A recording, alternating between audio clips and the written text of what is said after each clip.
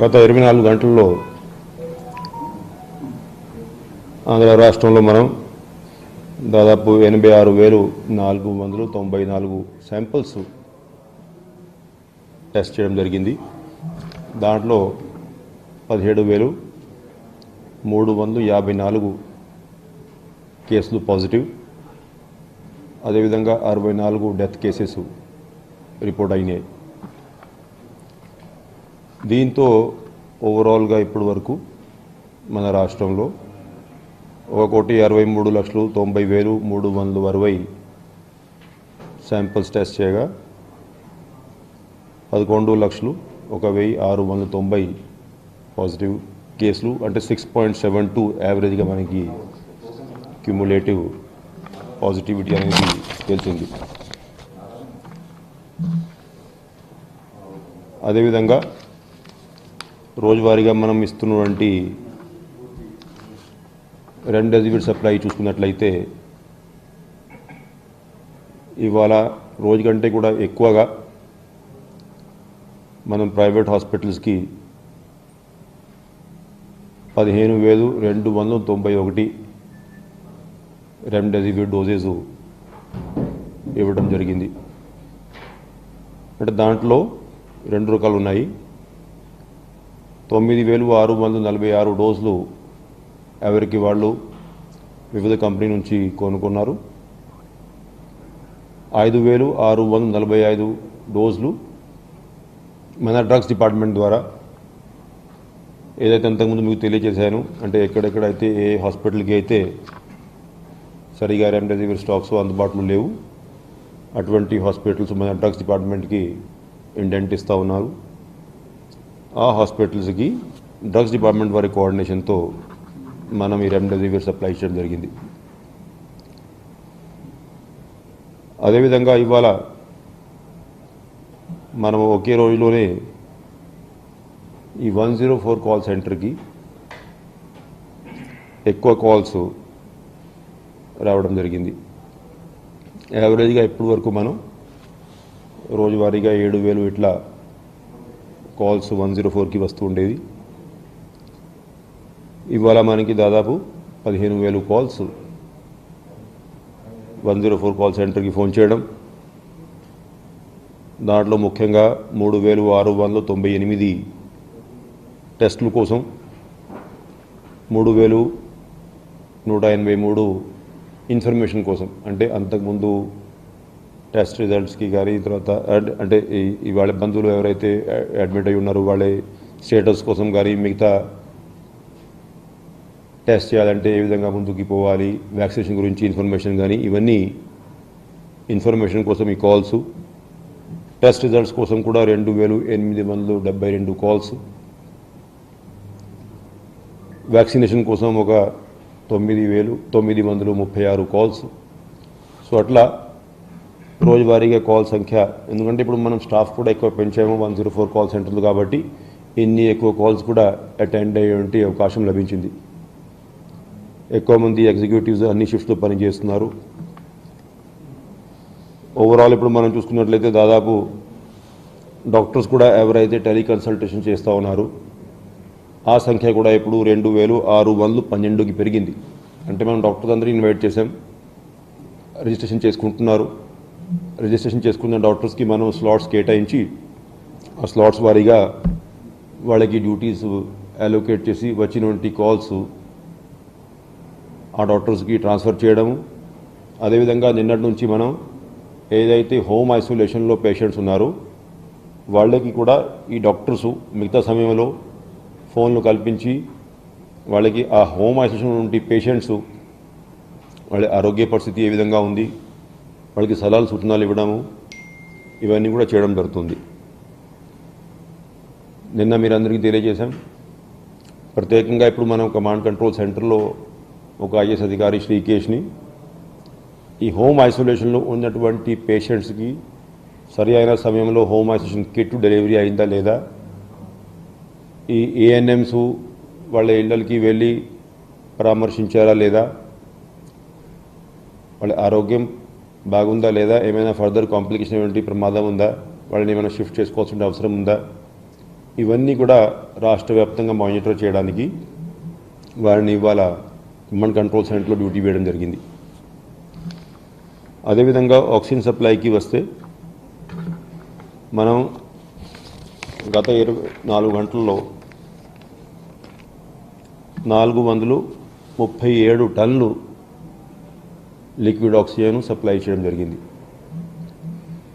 అంటే మీరందరికీ తెలుసు, దాదాపు మన అలొకేషన్ రోజువారీగా 470 టన్నులు అలొకేషన్ కేంద్ర ప్రభుత్వం చేసింది.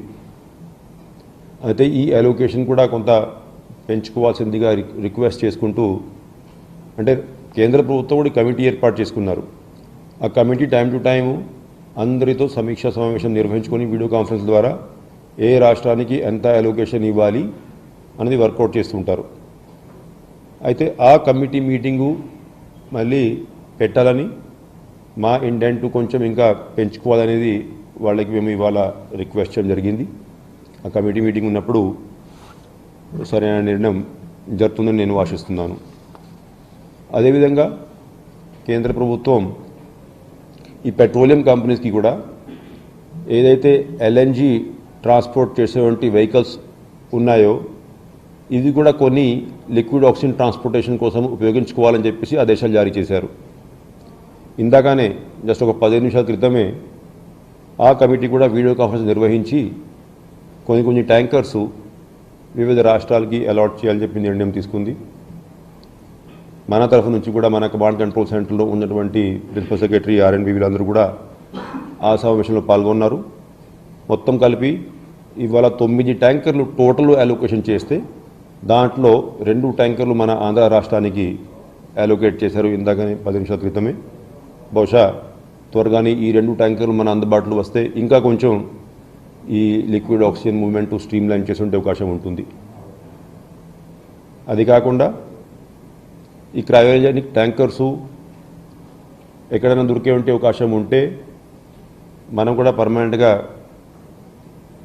కొనుక్కునే అవకాశం ఉంది. కాబట్టి ఉన్నటువంటి ఇన్ఫర్మేషన్ అంతా కూడా సేకరిస్తూ ఉన్నాం.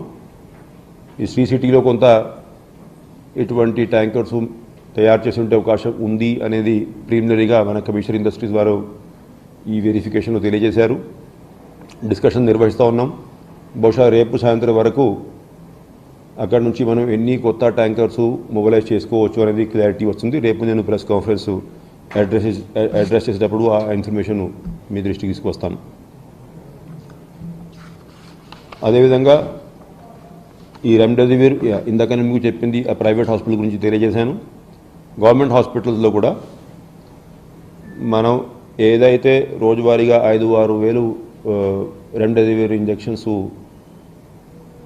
ఇస్తూ ఉన్నాం, నిన్న ప్రెస్ కాన్ఫరెన్స్ సమయానికి దాదాపు 29,000 రెమ్డెసివిర్ ఇంజెక్షన్స్ హాస్పిటల్స్లో అందుబాటులో ఉండేవి. ఇవాళ 30,559 ఇంజెక్షన్స్ ఇంకా ప్రతి ఒక్క జిల్లాలో అన్ని హాస్పిటల్స్ అందుబాటులో ఉన్నాయి.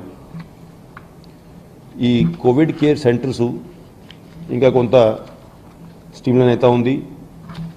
స్లోగా ఇప్పుడు మీరు చూస్తే కోవిడ్ కేర్ సెంటర్స్లో ఉన్నటువంటి పేషెంట్ సంఖ్య కూడా గ్రాడ్యువల్గా పెరుగుతూ ఉంది. 2-3 రోజుల్లో 100% ప్రాపర్గా సెటప్ అయ్యే అవకాశాలు ఉన్నాయి. ఉదాహరణంగా ఇవాళ మీరు చూసుకుంటే చిత్తూరు జిల్లాలో 6 సిసిసి సెంటర్స్ ప్రారంభించారు. దాంట్లో ఇప్పుడు 2,636 మంది ఉన్నారు. ఒక 3-4 రోజుల క్రితం అసలు సిసిసి సెంటర్లో ప్రజలు లేరు పేషెంట్స్. ఇవాళ రాష్ట్ర వ్యాప్తంగా ఈ 2-3 జిల్లాలో పేషెంట్స్ రావడం ప్రారంభించారు. చిత్తూరులో 2,636, గుంటూరులో ఏమో 1,376, కర్నూలులో 1,313. అట్లాగా ఇప్పుడు స్లోగా ప్రతి ఒక్క జిల్లాలో కేసుల సంఖ్య పెరుగుతూ ఉంది. ఓవరాల్ మనం 7,749 మంది ఇవాళ కోవిడ్ కేర్ సెంటర్స్లో ఉన్నారు. బహుశా సోమవారం మంగళవారం వరకు ఈజీగా ఈ సంఖ్య 15,000 వరకు చేరుకుంటుంది అని మేము అంచనా వేస్తున్నాం.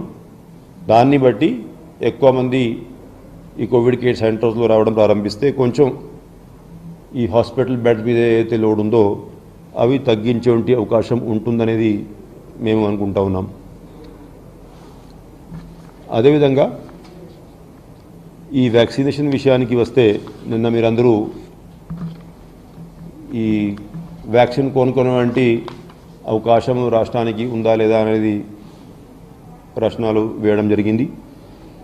అయితే ఓవరాల్గా మనకి ఇప్పుడు గవర్నమెంట్ ఆఫ్ ఇండియా నిన్న సాయంత్రం కమ్యూనికేట్ చేసేటువంటి ఇన్ఫర్మేషన్ ప్రకారం మే నెలలో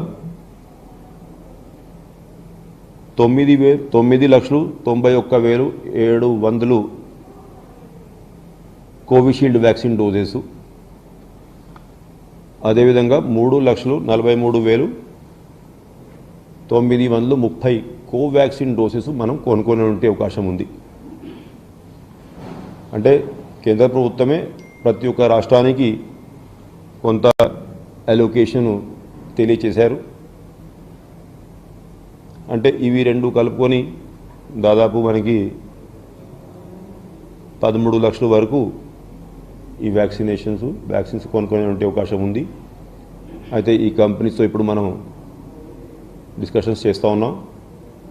త్వరగానే ఈ వ్యాక్సిన్స్ కొనుక్కొని ఇంకా ప్రభుత్వం పెట్టినటువంటి పాలసీ ప్రకారం, మన రాష్ట్ర ప్రభుత్వం పెట్టినటువంటి పాలసీ ప్రకారం ఈ వ్యాక్సిన్స్ కూడా ఉపయోగించేటువంటి అవకాశం ఉంటుంది. అంటే ఇంకా డెలివరీ షెడ్యూల్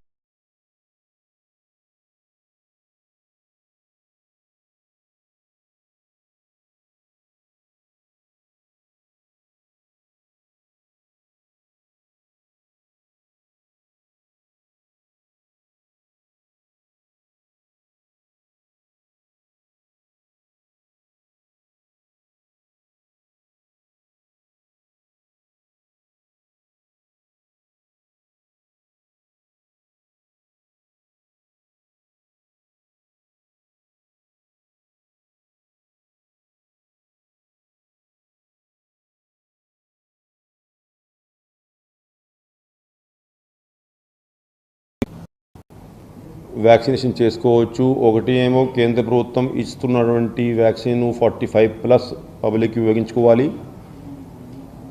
సెకండు ఏదైతే జనరల్గా దీన్ని other than government of India channel అంటారు. Other than government of India ఛానల్లో ఏదైతే రాష్ట్ర ప్రభుత్వాలకి ఈ వ్యాక్సిన్ కొనుక్కునే అవకాశం కల్పించారు, గవర్నమెంట్ ఆఫ్ ఇండియా నోటిఫై చేసినటువంటి పాలసీ ప్రకారం అది 18 to 45 ఏజ్ గ్రూప్లో ఉన్నటువంటి పబ్లిక్కి ఉపయోగించుకోవచ్చు. అంటే 18 to 45 public entitlement for vaccination 1 మే నుంచి తెలియజేశారు. అయితే మన రాష్ట్ర ప్రభుత్వం మొత్తం మే నెల కలిపి ఇది అలొకేషన్. అంటే ఈ మొత్తం మే నెలలో 13 లక్షల మందికి ఈ వ్యాక్సిన్ అలొకేషన్ ఉంది. కాబట్టి ఇది మరీ ఎక్కువ క్వాంటిటీ కాదు. ఇప్పటికీ మనం 45 సంవత్సరాల పైన ఉన్నటువంటి వాళ్ళకి అయితే వ్యాక్సినేషన్ చేస్తూ ఉన్నాం, అది కూడా ఇంకా చాలామందికి చేసుకోవాల్సిన అవసరం ఉంది. సో ఈలోగా మనం ఈ 18 నుంచి 45 వయసు లోపల మనకి దాదాపు 2,04 లక్షల మంది ఉన్నారు. సో ఆ 2,04 లక్షల మందికి మనకి 4 కోట్ల డోసులు అవసరం ఉన్నాయి. దాంట్లో ఈ 13 లక్షలు మనం వెంటనే ప్రారంభించిన ఎక్కువ ఫలితం ఉండదు. ఈ రాష్ట్రంలో ఎక్కడ ఎన్ని డోసు అంటే పంచిపెట్టినా కూడా ఎక్కువ మందికి ఇది అందుబాటులో రాదు. సో మన గౌరవనీయులు ముఖ్యమంత్రి వారి వ్యూ ఏంటంటే, ఇది ఒకవైపు ఏమో 60 సంవత్సరాలు లేకపోతే 60 సంవత్సరాలు 70 సంవత్సరాలు వయసు ఉన్నటువంటి ఎలిజిబుల్ కేసెస్, వృద్ధులు వీళ్ళందరూ ఉండి కూడా మనం ఇంకా వాళ్ళకి చాలామందికి వ్యాక్సినేషన్ చేసుకోవాలి. అదే సమయంలో ఈ 18, 20, 25 వయసు ఉన్నటువంటి యువకులకి మనము వ్యాక్సినేషను ఈ 13 లక్షలతో ప్రారంభిస్తే పెద్ద ఉపయోగపడేటువంటి ఐటెం కాదు. కాబట్టి గౌరవనీయులు ముఖ్యమంత్రి వర్యులు, గౌరవనీయులు ప్రధానమంత్రి వారికి ఒక లేఖ రాయబోతున్నారు. అంటే ఉన్నటువంటి వ్యాక్సిన్ మనం ఫస్ట్ 45 సంవత్సరాలు వయసు కలిగినటువంటి ఏదైతే ఎలిజిబుల్ క్యాండిడేట్స్కి మనం ఇప్పటికీ ప్రారంభించాం, దాన్ని ముందు పూర్తి చేసుకుంటే బాగుంటుంది అనేది సలహాలు సూచనలు రిక్వెస్ట్ చేయడానికి అది రేపు ఒక లెటరు రాసేటువంటి కార్యక్రమం చేస్తున్నాం. అంటే దానికి ఆ డీటెయిల్స్ ఇవన్నీ ఇప్పటికే ఎన్ని డోసులు వచ్చినాయి, ఎంతమంది వ్యాక్సినేట్ అయిపోయారు, ఎంతమంది 2 డోసులు తీసుకున్నారు, ఎంతమంది ఒకే డోసు తీసుకున్నారు, దాంట్లో పెండింగ్ ఎంతమంది, ఇవంతా కూడా వివరాలు ఇప్పుడు ఒక అర్ధ గంటలో మేము సేకరిస్తూ ఉన్నాం.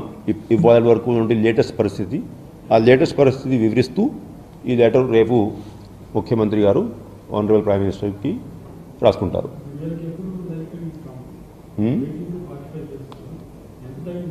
అంటే అది నేను చెప్పలేను, ఎందుకంటే ఈ pace of delivery of vaccine depending on the manufacturing, అంటే టోటల్ ఆ కంపెనీసు వాళ్ళు కూడా ప్రొడక్షన్ కెపాసిటీ పెంచుకుంటా ఉన్నాయి. ఎంతవరకు పెంచుకుంటారు, ఏ స్పీడ్లో పెంచుకుంటారు, ఇవంతా ఒథెంటిక్గా మనకి కరెస్పాండెన్స్ ఉండదు కదా, ఈ మామూలుగా ప్రింట్లో లేకపోతే న్యూస్ చదవడం తప్ప. సో ఏ పేస్లో వాళ్ళు ఆంధ్ర రాష్ట్రానికి ఎన్ని వ్యాక్సిన్ డోసెస్ ఇవ్వగలదు అంటే. రెండోది గవర్నమెంట్ ఆఫ్ ఇండియా కూడా మనకి యాజ్ పర్ పాలసీ కరెక్ట్గా ఈ మిగతా 45 ఇయర్స్ ప్లస్ దాటినటువంటి పాపులేషన్, అంటే మన దగ్గర దాదాపు 1,48 లక్షల వరకు ఉన్నారు. సో వాళ్ళకి సరిపోయేటట్లు వ్యాక్సిన్ షెడ్యూలు ఇంకా ప్రకటించలేదు. అది ప్రకటిస్తే మనకి క్లియర్గా ఐడియా వస్తుంది ఏ నెల వరకు మనం వాళ్ళని కవర్ చేయగలము. దాంట్లోనే మనకి ఈ కొనుక్కునే వ్యాక్సిన్ ఎంతవరకు వస్తుంది అది కూడా షెడ్యూల్ ఏ కంపెనీ మనకి ప్రకటించలేదు. ఇవాళ నిన్న 1 మే నెల వరకే ఈ అలొకేషన్ ఇచ్చారు.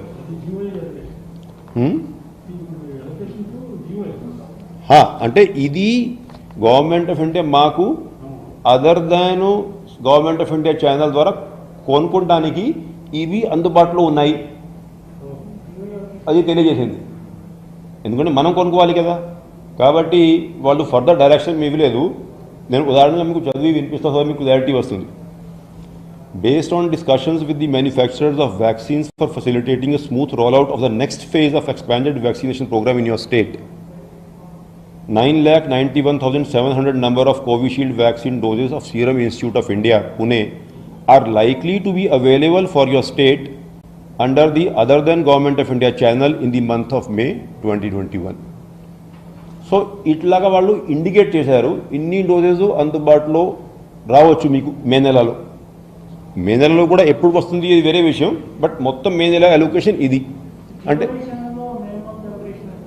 ఏది జియోఐ ఛానల్ మనకి ఇవ్వలే ఇంకా. అంటే ఆ రోజు గవర్నమెంట్ ఆఫ్ ఇండియా పాలసీ ప్రకటించినప్పుడు ఏం చెప్పారు అంటే 1 మే నుంచి కొనుక్కొని మీరు 18 to 45 ఉపయోగించుకోండి, ఈలోగా మేము మీకు 45+ కేటగిరీలో ఎవరినైతే వ్యాక్సినేషన్ చేయాలో గవర్నమెంట్ ఆఫ్ ఇండియా సప్లై మీద ఆ షెడ్యూల్ మేము తెలియజేస్తాం. అంటే ఏ నెలకి ఎన్ని ఇస్తామనేది ఆ షెడ్యూల్ ఇంకా మనకి రాలేదు, వస్తే తెలుస్తుంది. ప్రస్తుతానికి మనకి అంత ముందులాగా ప్రతి వారం కొంత అలొకేషన్ వస్తూ ఉంది, ఒక 4-5 lakhs అది వచ్చినట్టు మనం ఉపయోగిస్తూ ఉన్నాము.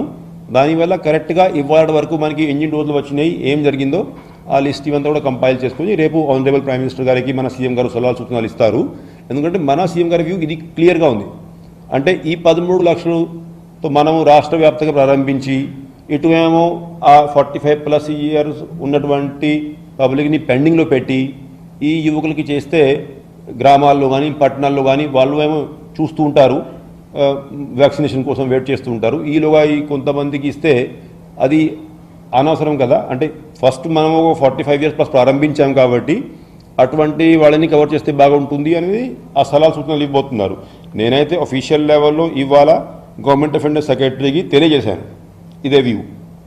అయితే గవర్నర్లు ముఖ్యమంత్రి వారు గవర్నర్ ప్రధానమంత్రి గారికి మాత్రం రేపు ఉదయం ఈ డేటాతో లెటర్ రాయబోతున్నారు. ఈలోగా మనం ఈ వ్యాక్సిన్ కొనుక్కుంటాం, అంటే కొనుక్కునే అవకాశం కల్పించారు కాబట్టి ఆ కంపెనీస్తో మనం ఈ వ్యాక్సిన్ అయితే కొనుక్కుంటాం. ఈ వ్యాక్సిన్ ఏపీ స్టేట్కి రావాల్సినటువంటి కోటా వృథా పోదు, వ్యాక్సిన్ కొనుక్కుంటాము. కానీ ఇట్లాగా చేస్తే బాగుంటుంది అనేది సలహా ఇస్తాము.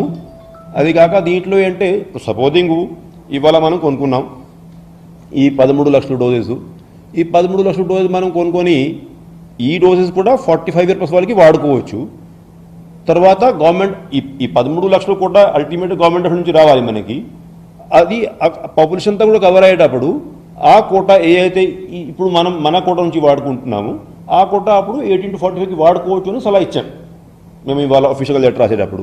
సరే ఆ కారస్పాండెన్స్ ఏ విధంగా ఉంటుంది, నిర్ణయం ఏ విధంగా ఉంటుంది వేరే విషయం. We're going ahead with purchase. Policy suggestions tomorrow morning will make to government of India. Rate అంత మీడియాలో ప్రకటించి ఉన్నాయి కదా, 300, 400. అంటే ఇంకా మనకి నేను మీకు ఇచ్చే కాగితమే నాకు వచ్చింది, ఇంకా అఫీషియల్గా కంపెనీ నుంచి ఈ రేటు ఆ రేటు ఇక కారస్పాండెన్స్ లేదు. అది మనం మామూలుగా నోటిఫికేషన్ చూసామనుకోండి, బట్ కంపెనీ నుంచి మనకి కారస్పాండెన్స్ లేదు. మనం సిద్ధమవుతున్నాం ఈ పర్చేజెస్కి. As and when we get officially the correspondence purchase orders will be placed. ఇవంతా కార్యక్రమం చేసుకుంటాం.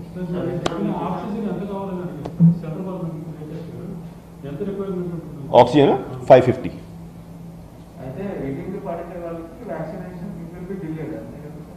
ఎస్, అంటే ఆంధ్ర రాష్ట్రంలో మన ప్రభుత్వం తీసుకునే నిర్ణయం ప్రకారం 1st May నుంచి 18 to 45 మనం ప్రారంభించలేదు. ఎందుకంటే గవర్నమెంట్ వ్యూ ఫస్ట్ మనం 45 year ప్లస్ని పూర్తి చేస్తే మంచిది. ఆ సలహా రాతాపూర్వకంగా సీఎం గారు రేపు పీఎం గారికి ఇవ్వబోతున్నారు.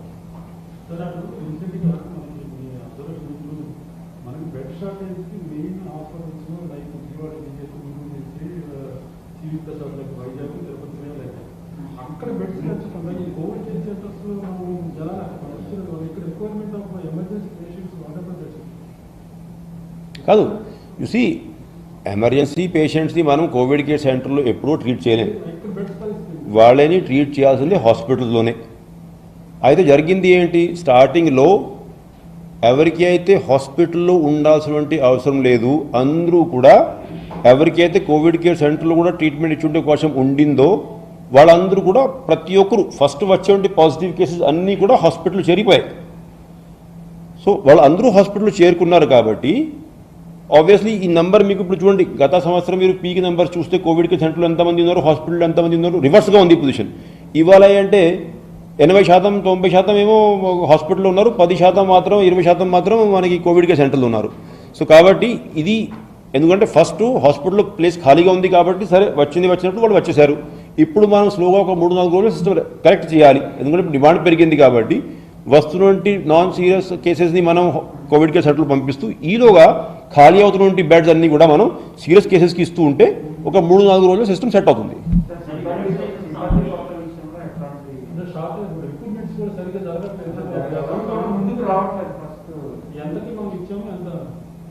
అంటే ఆ డేటా ఇంకా నేను తీసుకురాలేదు, అది నేను ఇప్పుడు వీడియో కాన్ఫరెన్స్ జస్ట్ మేము యాక్చువల్గా 6:30కి వీడియో కాన్ఫరెన్స్ స్టార్ట్ చేయబోతున్నాం.